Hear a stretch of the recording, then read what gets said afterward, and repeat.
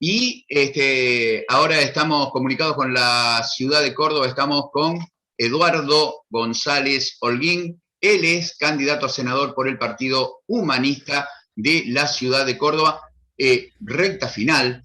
Y bueno, buenos días, ¿cómo estamos, Eduardo?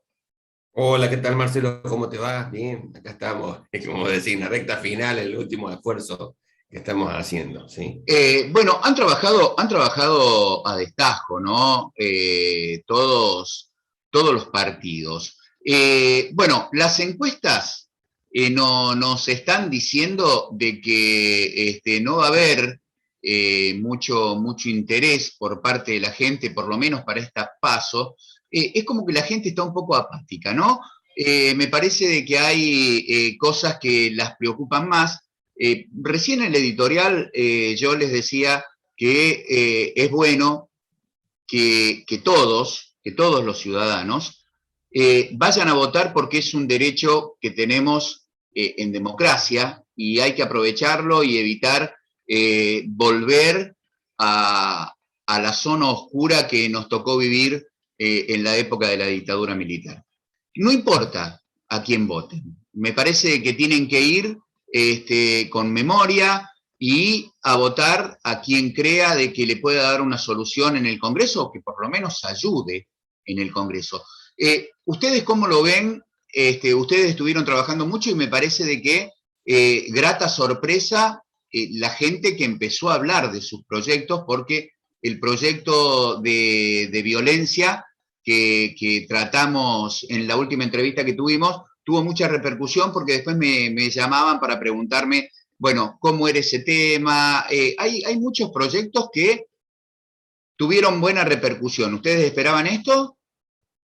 Sí, nosotros lo que estamos observando es que, por un lado es cierto que vos decís, hay una apatía muy grande, desgraciadamente los partidos eh, apelan a chicanas, a eslogan, a frasecitas ingeniosas, pero no hacen propuestas.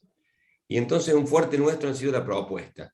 Y eso nos ha llevado a que, digamos, nos hemos, digamos, asombrado gratamente, porque además mucha gente ha querido afiliarse al partido. En un momento que hay mucha reticencia para afiliarse a los partidos, a todos los partidos. Y bueno, a mí me ha pasado que he estado repartiendo propuestas y después me llaman por teléfono y me dicen, che, Eduardo, quiero afiliarme al Partido Humanista porque veo que tienen propuestas. Entonces eso creo que se ha transformado en un valor grande. Y yo decía justamente a otra emisora los otros días, que una de las esperanzas que tenemos nosotros es que en las que vienen en noviembre, en las elecciones de noviembre, otros partidos recapaciten y también empiecen a hacer propuestas, porque coincido plenamente con vos, lo peor que nos puede pasar es que la gente tenga un desaliento con la democracia y piense que la democracia no le va a solucionar sus problemas. Y bueno, yo creo que muchos partidos en realidad se están pegando un tiro en el pie cuando van a eso de no poner propuestas, ¿no es cierto? Y lo otro también que es bastante triste es que hay gente que dice, yo soy el candidato de Juan, yo soy el candidato de Cristina, yo soy el candidato de Alberto, yo soy el candidato de Mauricio. Y nosotros no estamos eligiendo un candidato de una persona, estamos eligiendo los que van a ser los representantes del pueblo de Córdoba y de la provincia de Córdoba. Entonces hay como una tergiversación de lo que es la representatividad. Y bueno, nosotros una vez que tengamos, digamos, el mandato, vamos a tener que darle explicaciones a quienes nos votaron, no a fulano de tal, ¿viste? Y bueno, eso también deteriora la democracia, porque entonces va construyendo un imaginario en el cual 4 o 5 personas son las que deciden y no es el pueblo como tiene que ser. Entonces, nosotros en eso estamos junto con vos, digamos, estamos haciendo un esfuerzo muy grande, más allá de que nos voten a nosotros, que se fortalezca la democracia, que se vote. Lo peor que puede pasar es que no se vote. El voto en blanco también es perjudicial. Yo digo, bueno, tiene que haber algo que un poquito les guste más que otro. Tienen que tomarse el trabajo de ver, bueno, y votar, porque es la única forma de que el pueblo sea soberano, porque si no, es como que yo no voto o voto en blanco. ¿Qué estoy haciendo? Le estoy cediendo el poder de decisión a un grupito, cuando justamente la idea de la democracia es que sea el conjunto. Y es muy interesante que en Argentina institucionalmente cada 2 años votamos. O sea, cuando el elector ve que la cosa viene mal, puede cambiar el voto, puede buscar otra cosa, porque eso es otra cosa importante. Hoy también estaba escuchando a una radio que le decían, bueno, no solamente son los políticos, dijeron justamente lo que yo vengo diciendo en campaña, los políticos existen porque alguien los vota. Sí, Si vos estás totalmente. enojado con la realidad es producto de los votos que hemos tenido últimamente. Entonces, si nosotros queremos una transformación de la realidad, y bueno, hay que pensar justamente cómo vengo votando y si tengo que cambiar el voto. Y si voy a votar siempre de acuerdo a la camiseta, porque hay una tergiversación también. Hay como camisetas que han expresado momentos históricos y ideologías. Y hoy en realidad nos encontramos que casi hay un conjunto muy grande de partidos que están dentro de distintos matices del neoliberalismo, con camisetas que a veces no tienen nada que ver con el neoliberalismo. Entonces yo creo que, bueno, también hay que hacer un esfuerzo y ver, bueno, esta gente que se dice, qué sé yo, de tal partido, realmente está llevando propuestas acordes a lo que es la tradición del partido o lo está tergiversando. Y vamos encontrando que muchas veces están tergiversando.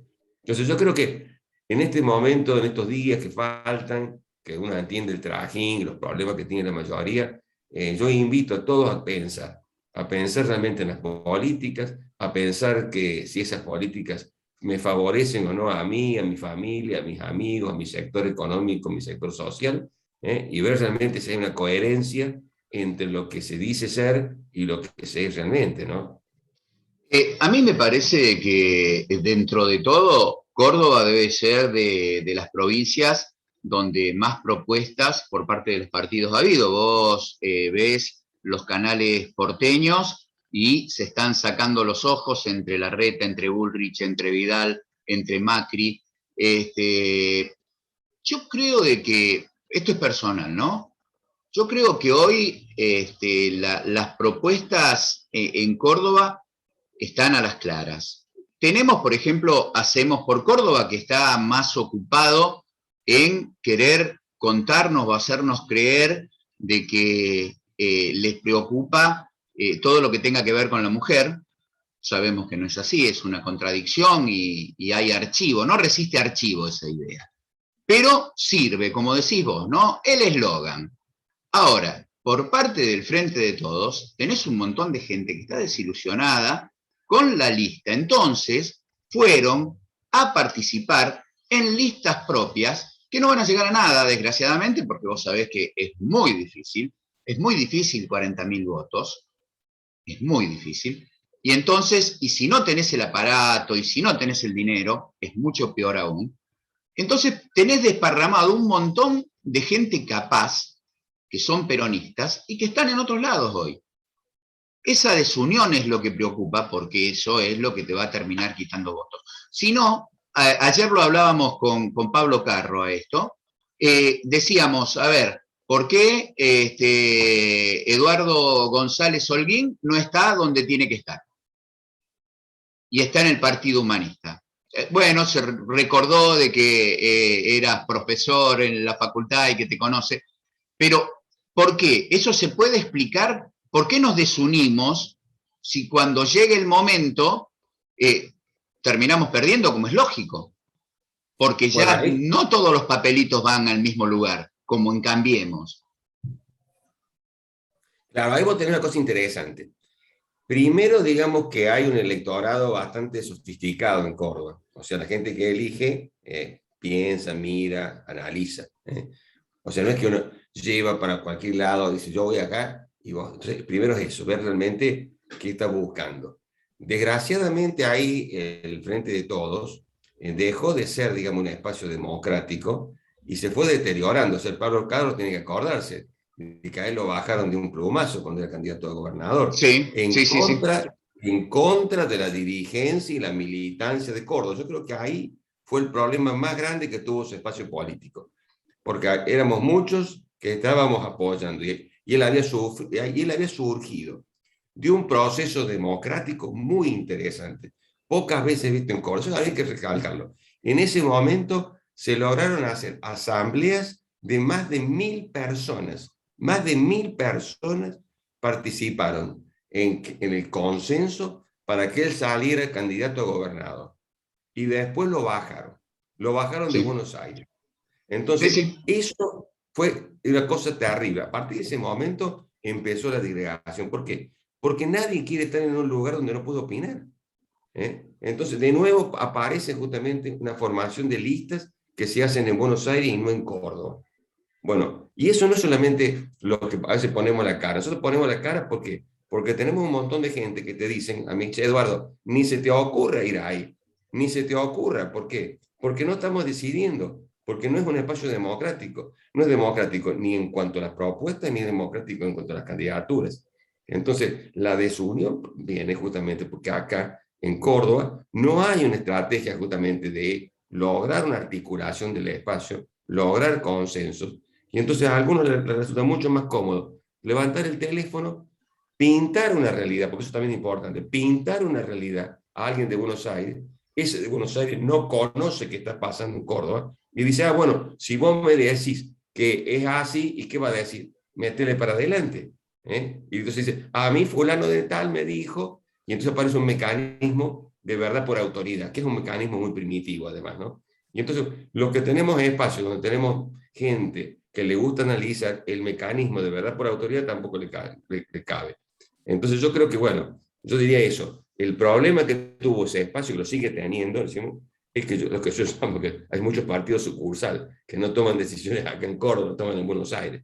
Entonces, hasta que no se decida, digamos, que acá en Córdoba se va a tomar las decisiones fundamentales y que se va a entender que lo que salen de acá son, como decía yo recién, son representantes del pueblo y de la provincia de Córdoba y no de algo de Buenos Aires, yo creo que mientras no pase eso, va a ser muy difícil que ese espacio se, digamos, se vuelva a unir. Y claro, creo que estas elecciones ha sido el punto en donde muchísima gente dijo, no, hasta acá llegamos, lo de las elecciones anteriores fue el punto ya culmine, y bueno, ya desde hace 2 años viene este proceso. Y es más, quienes armaron dentro del Frente de Todos ya sabían desde el año pasado que había muchos movimientos que estaban diciendo la única forma de poder contener este espacio es que realmente se hagan una paso auténtica, no una paso con lista única.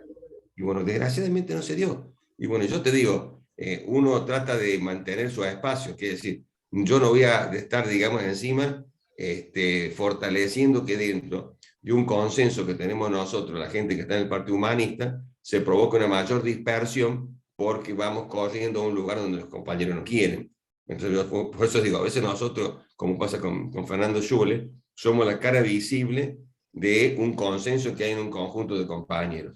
Y nosotros en eso estamos tranquilos, porque realmente el crecimiento que hemos tenido, la sorpresa que nos llevamos de compañeros que van a repartir este volante y se dan cuenta que ya ha pasado otros repartiendo volantes, digamos, es como que, y el hecho, digamos, tan significativo que se lo recién, que hay gente que se está afiliando, nos prueba que esta decisión que tenemos nosotros, que somos un partido muy horizontal, que tomamos todas las decisiones en conjunto, que gracias a esta nueva tecnología que nos ha impuesto la pandemia, tenemos asambleas por Zoom bastante numerosas, ¿no es cierto? Entonces todo eso creo que nos ha favorecido. Y bueno, el domingo vamos a saber si esta estrategia que hemos tenido nosotros de apertura y de propuestas es aceptada por la población de Córdoba, por el electorado, ¿no?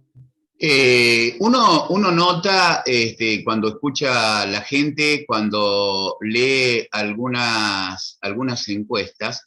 Yo siempre digo que las encuestas son los viejos oráculos, mentirosos en su gran mayoría. Y bueno, hoy con todo el tema de las fake news, de las corpos, del periodismo corpo y demás, más aún.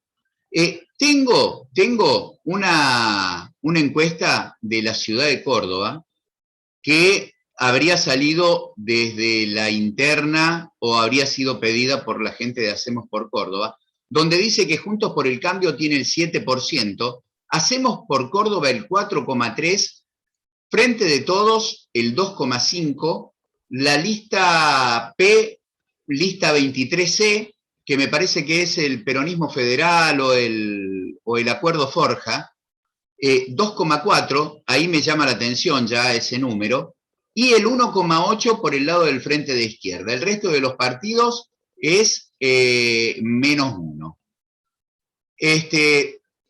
Alguien me decía, del mismo Hacemos por Córdoba, que estos no eran los números que esperaban, que hay muchas sorpresas.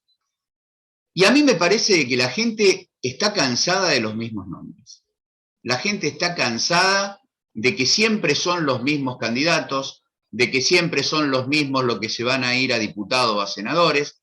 Me parece de que el recambio generacional y el recambio de nombres tiene que ser urgente porque la gente ya no se come más ningún sapo. Y lo vamos a ver, probablemente, no creo que se pruebe en las PASO, pero sí en las generales. ¿Vos creés que puede ser así? Yo pienso que sí, que hay un hartazgo, o sea, ya mucha gente te dice, de nuevo fulano, de nuevo sultano, de nuevo están todos los mismos, te dicen. Y sobre todo, digamos, yo creo que hay una relación en lo que está pasando en la realidad, que es una realidad muy dura, ¿no es cierto? Porque nosotros a la recesión del gobierno de Macri se agregó la pandemia, lo cual, digamos, generó una desazón muy grande, mucha gente sin trabajo, con trabajo precarizado, empresarios que han tenido que cerrar sus empresas, ¿no es cierto? Bueno, todo eso ha generado mucho fastidio. Y como bien decís vos, aparece, digamos, más de lo mismo. Entonces no hay una propuesta. Y después hay cosas que nosotros recalcamos mucho. Hay como un endioseamiento de la economía. Y la economía va en segundo lugar. Primero va el armado institucional. Y dentro de ese armado institucional tiene que funcionar la economía. Acá, digamos, es una vivada de los grandes grupos económicos. Los grandes grupos económicos, por medio de lo que vos decís, la prensa corpo, va instalando que lo que vos tenés que fijarte es en la economía y no pensar en la parte institucional. Entonces, ¿qué pasa? Cuando vos decís eso, los que terminan decidiendo son los grandes grupos económicos, porque esa es una cuestión que se esconde. Acá no existen espacios vacíos. Entonces, en la medida que la institucionalidad y la política se va corriendo, en el discurso, por ejemplo, de Esper y López Murphy, es evidente, vienen a achicar el Estado. Cuando el Estado se achica, lo que deciden son los grupos económicos, no es que viene la mano invisible de Adam Smith o del Espíritu Santo a decidir, no, deciden los grandes grupos económicos. Entonces vos pedís que el Estado, la Corralas, no regule, y bueno, los que regulan sin decir nada son los grupos económicos. Y bueno, tenemos que volver a centrar la cosa. Lo que manda es la política, lo que manda es la definición de las instituciones, y después de eso hay que acomodar un modelo político y un modelo económico que satisfaga el conjunto. Entonces yo creo que ahí nosotros, por ejemplo, estamos haciendo un esfuerzo muy grande para dar esa discusión, que nos corramos, dejemos de pensar en esa autonomía y hegemonía de la economía y digamos nosotros qué queremos. Y a partir de decir qué queremos, vamos a empezar a ver cómo regulamos la economía. Yo creo, no sé si lo dije en la entrevista anterior, tenemos la locura acá en Argentina, la locura que producimos alimentos para 450 millones de habitantes, es decir, 10 veces más la población argentina, y tenemos más de 2 millones de argentinos que no comen adecuadamente. Eso se debe justamente a una mala organización social y política. Entonces, decimos, bueno, el 10% se queda acá a buen precio, con calidad, y el 90% se exporta, porque necesitamos exportar.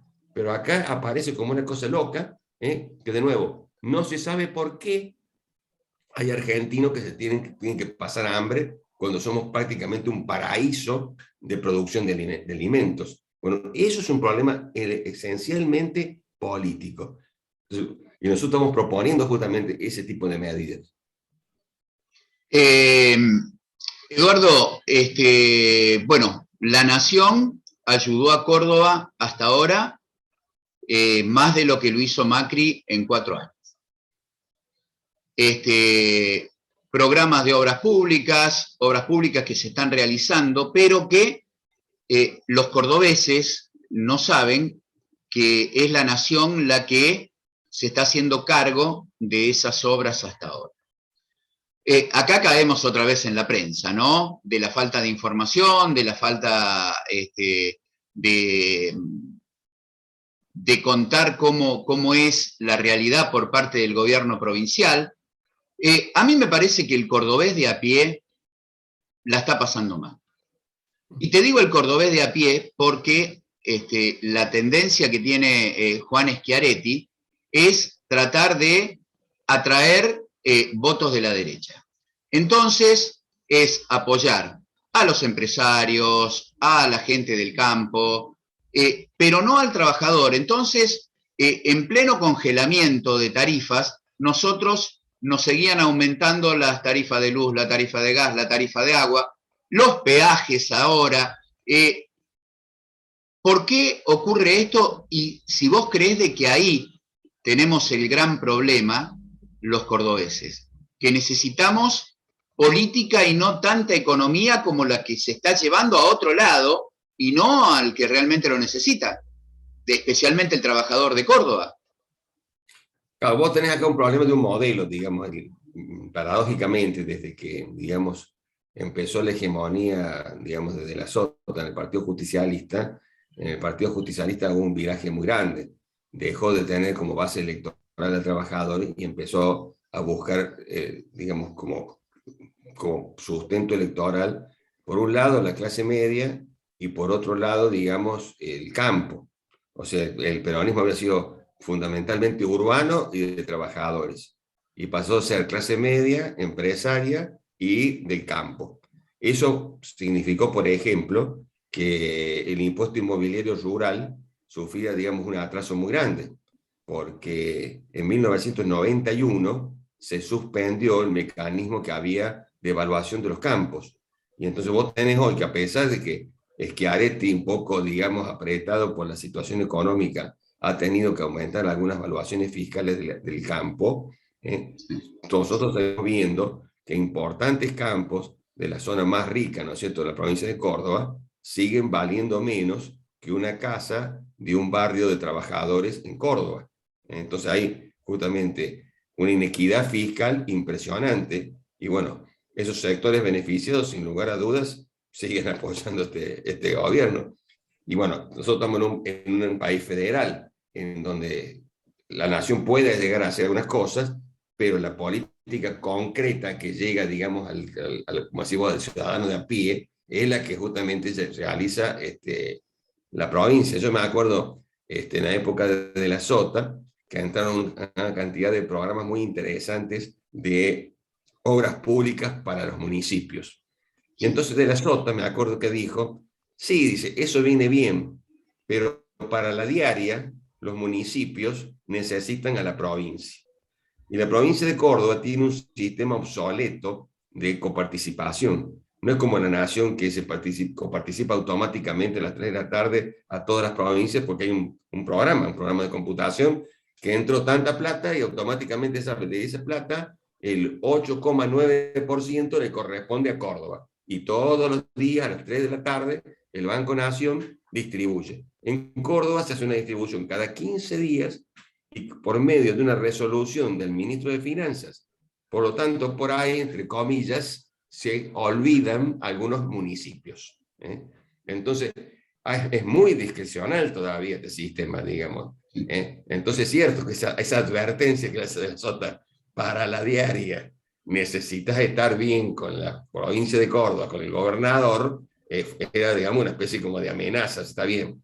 Agarra, hacete, qué sé yo, el cordón cuneta, hace la terminal de ómnibus, pero guarda, vos para pagar los sueldos y para todo lo que es el gasto corriente, necesitas la provincia. Entonces, hay justamente una visión determinada. Yo siempre me voy diciendo, acá Córdoba es expresión, digamos, del Partido Justicialista, del menemismo, la última expresión del menemismo, esa neoliberalización que se provocó en el peronismo con Menem, acá en Córdoba sigue, digamos, existiendo. Entonces, vemos justamente lo que vos decís, cosas que no se pueden negar. Es muy interesante el plan de obras públicas, pero vos decís, en la pandemia, en la emergencia, esto que es cierto, es interesante tener una autopista, que nosotros podamos dar vuelta a toda la ciudad de Córdoba por la avenida Circunvalación, te alivia muchísimo, sin lugar a dudas, ¿no es cierto? Y una cantidad de obras muy interesantes. Pero cuando vos tenés a veces déficit habitacional, ¿qué es más importante? Yo justamente fui de una época empleado de la provincia y propuse un sistema provincial de evaluación de proyectos. Todavía me acuerdo que yo en esa época el Ministerio de Finanzas estaba al frente de la legislatura. Yo tenía en ese momento, cuando mucho, 30 años, digamos, estaba con toda la ilusión y el romanticismo de un economista recién recibido. Y todavía me acuerdo que se cruzó un senador enojadísimo por quién era ese González Holguín que proponía un sistema provincial de evaluación de proyectos, porque los proyectos se decidían políticamente. Y yo le decía, senador, yo no estoy buscando sustituir la decisión política, sino darle un instrumento para una mejor decisión política. Entonces era un sistema de evaluación económica y social. Entonces eso, por ejemplo, lo plasmé en un manual, pero nunca se llevó a cabo. Y es una asignatura pendiente. Yo soy convencido que tendría que haber un sistema provincial de evaluación de proyectos. Y decir, bueno, en una situación como hay, con un sistema, ¿qué es prioritario? Desde un punto de vista de una evaluación social, que hagamos miles y miles de viviendas, o las autopistas. Todos sabemos la dificultad que hay, digamos, en la parte de salud. Sabemos justamente que en la Misericordia el año pasado se derrumbó un techo. Sí. Mañana comienza, digamos, una huelga de 48 horas del personal de salud. Una persona que está trabajando, que recién empieza a trabajar, un médico, que recién empieza a trabajar en la provincia, gana 40.000 pesos. Es una burla. ¿Quién vive con 40.000 pesos? Bueno, ¿no sería bueno de haberse reforzado el sistema de salud, una pandemia, y haber disminuido un poco el ritmo de la obra pública? Bueno, ese tipo, al no haber una evaluación social, ¿no es cierto?, que te diga, bueno, ¿qué es lo prioritario?, te lleva entonces a este tipo de cosas que voy a decir, que el ciudadano de a pie, el que tiene que ir al hospital, se encuentra justamente que hay faltantes de cosas, que le faltan médicos, que los médicos están cansados, bueno, que están mal pagos, porque tampoco podemos pensar que las personas, los médicos, digamos, son personas de carne y hueso, y se cansan y se desmoralizan con los salarios tan bajos. Bueno, todo eso, depende de un modelo que vos tenés, un modelo que, ¿cuál es? Es el modelo del derrame. Entonces vos decís, acumulo, y en algún momento los ricos tienen tanto que derraman a los pobres. Eso se llama técnicamente en economía, digamos, efecto Pigou, ¿cierto? En donde el rico termina invirtiendo y comienza una reactivación económica. Pero está probado que en América Latina, toda América Latina y en Argentina, que la concentración del ingreso y de riqueza lo que pasa, lo que provoca, es fuga de capitales. Por eso nosotros en el gobierno anterior, el de Macri, al haber una concentración muy grande del ingreso y la riqueza, se fugaron 86.000 millones de dólares. Yo les digo, parte de la explicación de lo que está pasando, hay que poner ese punto. Además de la tremenda deuda, se fugaron 86.000 millones de dólares, una barbaridad de plata para lo que es la Argentina.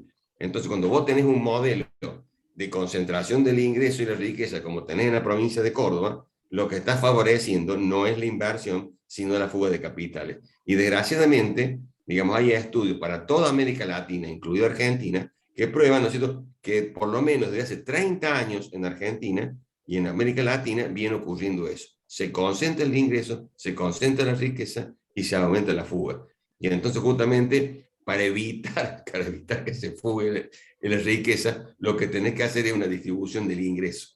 Y eso significa que tiene que haber mejores salarios, los mejores salarios se activan la economía, el 85% del Producto Bruto argentino se realiza dentro de las fronteras argentinas, entonces el pequeño, mediano comerciante, el pequeño y mediano empresario, ¿no es cierto?, comienza a vender su mercadería, entonces, y comienza un círculo virtuoso, que no es instantáneo, pero es lo que nos permite un crecimiento a mediano plazo.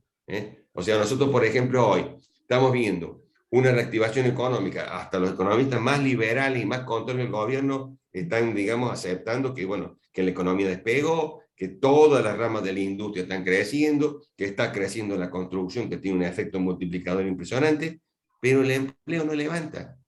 Bueno, ahí hay que poner, el salario tampoco. Entonces, hay que poner énfasis en eso, en trasladar ese dinamismo económico a justamente el empleo y el salario. Y eso lo tiene que hacer el Estado, porque, digamos, de nuevo, la mano invisible de mí no lo va a hacer o va a tardar mucho. Y yo siempre digo, desgraciadamente los seres humanos tenemos una vida limitada. No podemos esperar 10, 15 años hasta que se reactive la economía. Entonces, bueno, es necesario justamente que las políticas sean activas. Y coincido con vos, sería interesante que ese, digamos, activismo económico que tiene el gobierno nacional sea replicado justamente por la provincia de Córdoba.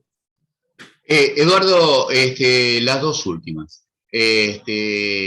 ¿Por qué desde la oposición atacan al populismo constantemente?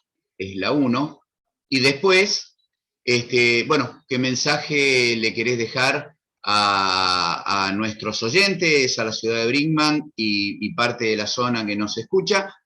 ¿Por qué habría que darle una posibilidad al Partido Humanista de Córdoba? Y bueno, ¿cuáles son los proyectos o parte de ellos, porque si no se te haría muy extenso, para que la gente conozca? Y yo hoy comentaba eso, ¿no? Vos cuando entrás al cuarto oscuro, ya no ves solamente caras, sino de que en nuestro caso, que tuvimos la suerte de entrevistar más o menos el 60% de los candidatos, ya sabés qué piensan, ya sabés qué opinan, ya sabés qué proyectos tienen, entonces es distinto y se ve de otra manera. Bueno, con respecto al populismo, digamos, yo creo que es claro, vos tenés un sector de la sociedad que piensa justamente en una sociedad elitista, que piensa, digamos, que el ser humano común no puede tener derechos. Yo creo que fue muy afortunado en cuanto que permite reflejar el pensamiento lo que dijo González Fraga, cuando dijo, les hicieron creer que un simple trabajador podía tener casa, podía tener auto, podía tener plasma y viajar al exterior. Le hicieron creer. Pero no le hicieron creer, sí, justamente millones de argentinos durante un periodo pudieron hacer eso, porque hubo una política macroeconómica de distribución del ingreso que permitió eso, y no nos fundimos, al contrario, crecimos como nunca habíamos crecido, y eso te lo esconde los antipopulistas. Dicen, no, pero justamente cuando vos ves que los argentinos se dieron todo ese lujo, mirá la tasa de crecimiento que tuvo la Argentina, y yo le digo como profesor de historia económica, que fue la tasa de crecimiento más grande que tuvo la Argentina en toda su historia de 1810 hasta ahora, inclusive superando la mítica generación de los 80. Entonces, bueno, te lo esconden, no te muestran eso justamente, porque justamente el que la gente tenga plata, yo siempre digo, Henry Ford, digamos, que creo que no era ningún tonto, Henry Ford decía, aspiro a que mis trabajadores sean mis clientes. En época que el auto era bien de lujo. Entonces era un empresario pícaro que se daba cuenta, yo pago buenos salarios y directa o indirectamente a mí me van a venir a comprar mi producto. Desgraciadamente, digamos, esa visión empresaria de Ford no es compartida por muchos empresarios argentinos en este momento. Entonces, eso es una especie como de conformación mental. Hay gente que le gusta sentirse superior, aunque no lo sea, le gusta y necesita para sentirse superior que haya pobres, necesita gente que haya, digamos, excluido, y bueno, y por eso atacan y esconden lo que es la realidad. Cuando uno confronta, digamos, cómo ha sido el desempeño económico, yo digo, no discutamos pavadas, veamos cómo fue el desempeño económico en todos los modelos. Nosotros vamos teniendo como etapa, tenemos toda la irrupción, por ejemplo, del radicalismo, donde entran las clases medias. Las clases medias, antes del radicalismo, estaban tan excluidos como los trabajadores. Y cuando suben, ¿no es cierto?, las clases medias, La Nación, la prensa, digamos, un periódico también conservador, dicen de el radicalismo lo mismo que después iban a decir del peronismo. Y los radicales eran la chusma en ese momento. ¿Por qué? Porque esa élite, ¿no es cierto?, no quería compartir el poder, ¿no es cierto?, con la clase media. Y después pasó lo mismo con el peronismo cuando aparecen los trabajadores. Y ni les cuento cuando aparece, ¿no es cierto?, la mujer pudiendo votar. Entonces, en ese momento pensamos el machismo argentino se contrabrotó. ¿Cómo una mujer iba a votar y ser diputada? Era una cosa de loco, digamos, en ese momento. Y bueno, esa inclusión social, desgraciadamente, al que tiene mentalidad elitista, le molesta. Entonces, esa sería la explicación por qué el antipopulismo. ¿Por qué hay que votar al Partido Humanista? Bueno, nosotros tenemos 20 proyectos de ley. Como voy a decir, tenemos la ley de la educación de no violencia, tenemos la ley, ¿no es cierto?, en donde estamos diciendo que de responsabilidad política, que vos no podés prometer una cosa y hacer otra, pensamos que es un contrato. Si vos prometés algo, te votan y salís electo, automáticamente se constituye un contrato, y ese contrato tiene que ser resuelto. También, digamos, el legislador que entra por una banca y salta a otra, perdería, si se pudiera, digamos, poner esta ley, perdería la banca. Es una estafa eso. Yo estoy con un partido y después voy con otro. Entonces, eso es una estafa. Después tenemos otra propuesta muy, podemos decir, muy interesante, ¿no es cierto?, que es el superpoder del pueblo. Entonces, cuando vos tomás una medida que afecta a más de una generación, necesariamente tenés que hacer un plebiscito vinculante. Nosotros venimos de la experiencia de un gobierno que nos endeudó a 100 años. Son 4 generaciones 100 años. Hasta mis bisnietos van a estar, digamos, hubieran estado pagando si no se hubiera renegociado la deuda esta, ¿no es cierto? No solamente en lo económico, cualquier medida que afecte más de una generación tiene que ser sometida a un plebiscito vinculante. Esa es una cuestión importante. Después, otra cuestión que estamos hablando nosotros, que nos parece muy, muy interesante, ¿no es cierto?, es la penalización del delito ecológico. Nosotros decimos, el hombre, ¿no es cierto?, es nuestra preocupación central, pero el hombre no vive en el aire, vive en la naturaleza. Nosotros ya sabemos que vamos a un colapso total. Ya hay un montón de estudios que dicen que en el 2050 la naturaleza es muy probable diga basta, porque la tasa de extracción no puede ser repuesta por la naturaleza. Entonces, por eso nosotros estamos proponiendo 3 leyes. Una, ¿no es cierto?, tipificar el delito ecológico, no una multita, van presos. Otra es restablecimiento del bosque nativo. Y acá también lo mismo, no es cuestión de poner cualquier especie, porque pones especies que son las autóctonas y cambias, digamos, el ecosistema. Y después, digamos, una protección integral de la naturaleza, donde fundamentalmente preservamos la biodiversidad. Porque decía, a veces no se dan cuenta, pero a veces la desaparición de un insecto que está inseminando, ¿no es cierto?, está, digamos, contribuyendo a la floración, cambia la naturaleza. Entonces, la biodiversidad tiene que ser protegida, no es una cuestión que yo vivo lo más bien si no tengo más moscas. Bueno, la mosca también tiene, digamos, por decir una cosa, también tiene su función en la naturaleza. Todo.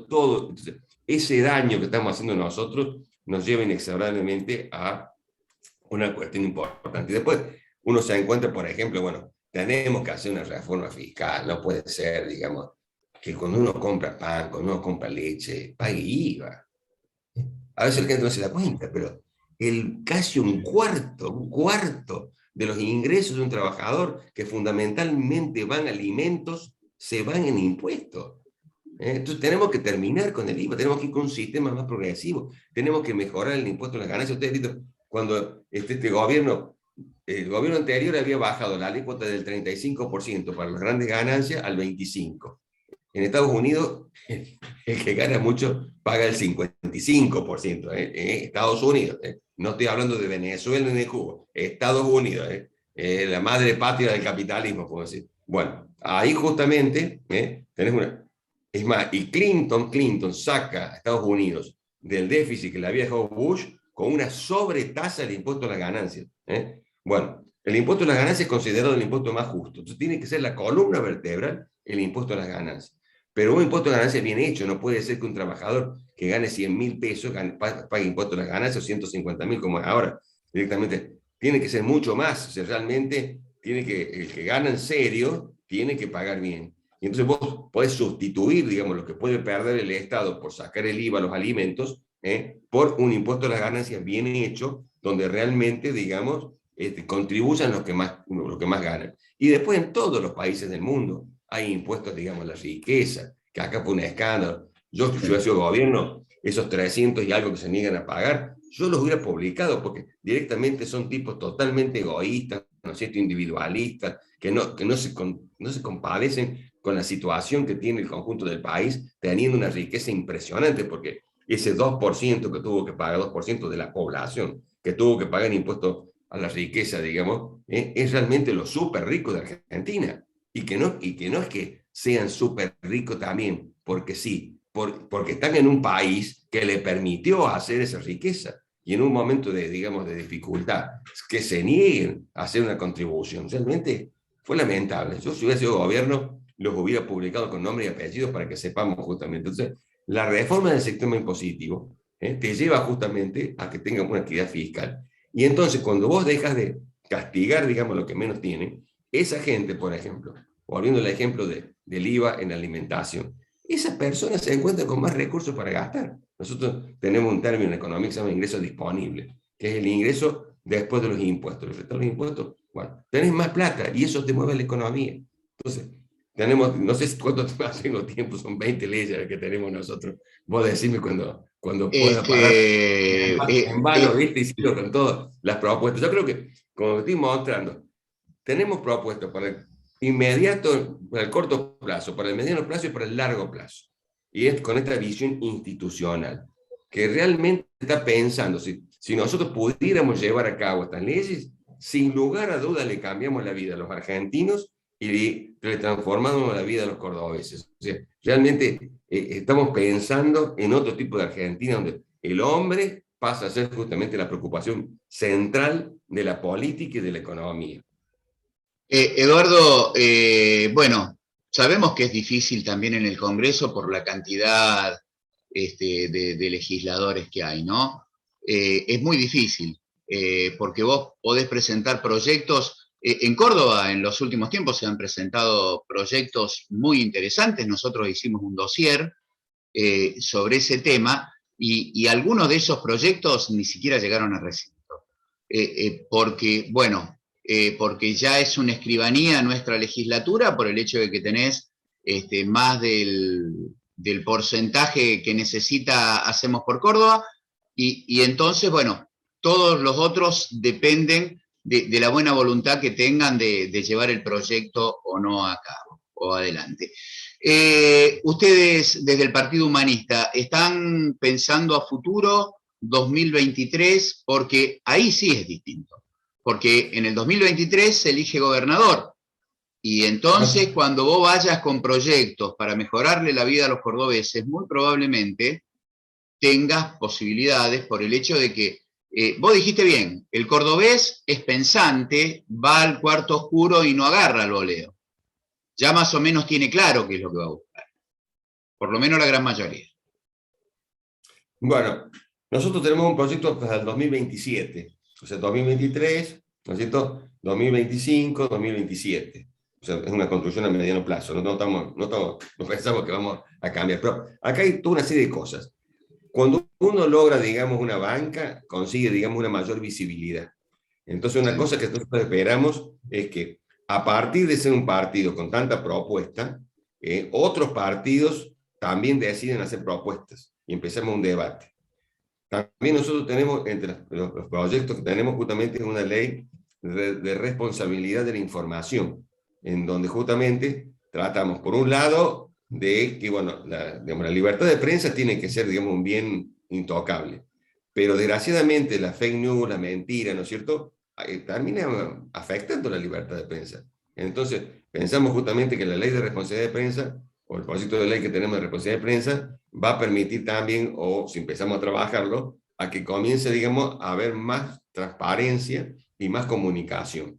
O sea, yo creo que acá es una cosa más dialéctica. Uno tiene que lograr cierta visibilidad, tiene que lograr una prensa más permeable, como es el caso, ¿no es cierto?, de ustedes acá, en Brinkman, que, bueno, le dan participación a todos. Yo, por ejemplo, estaba mirando en Córdoba prácticamente es una sucesión de las listas de los partidos mayoritarios. No aparecen el resto de los partidos, no llaman, digamos, otros partidos. Y eso evidentemente va conformando opinión. Y la gente que no está, digamos, totalmente metida en el tema, termina pensando que compiten 4, 5, 6 listas, cuando en realidad compiten 23 listas. Entonces, hay que hacer un esfuerzo justamente para democratizar la prensa, que desgraciadamente no se llevó a cabo con el proyecto anterior, ¿no es cierto?, de ley de medios de difusión, por la gran cantidad de parate que le hizo justamente la justicia.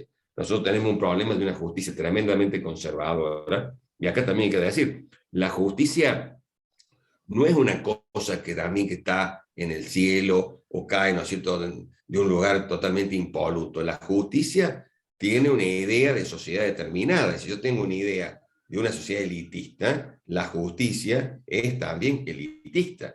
Entonces hay que también hacer una transformación, en la cual también tenemos proyectos para eso, una transformación de la justicia. Por eso yo estoy nombrando todo esto para que vean la complejidad del tema. Entonces yo comparto con vos que es difícil, pero si nosotros logramos, digamos, una visibilidad como legisladores, ya tenés otra prensa, ya te empiezan a invitar los canales de televisión, ya te empiezan a invitar la radio, te hacen distintos tipos y entonces vos lo pones en un aprieto al otro, porque dices, bueno, fíjense, el Partido Humanista está diciendo tal cosa, ¿ustedes qué piensan? Aunque sea para atacarnos, pero por lo menos vamos instalando en la sociedad. Para nosotros es muy importante instalar el debate en la sociedad.